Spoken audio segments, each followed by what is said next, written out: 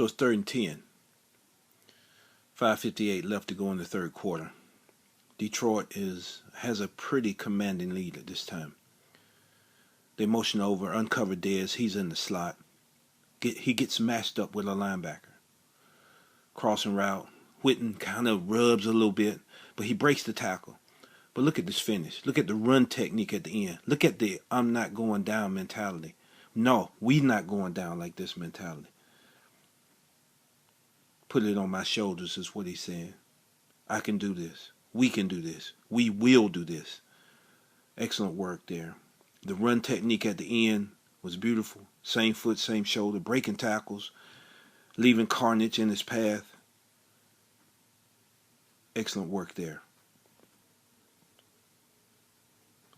4th and goal.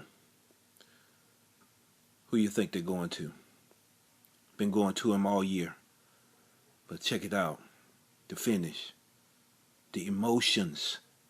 The energy. Because Dez set it up. Because Dez wouldn't go out of bounds. Because Dez wanted to finish it. The emotions. The drive. The uncertainty.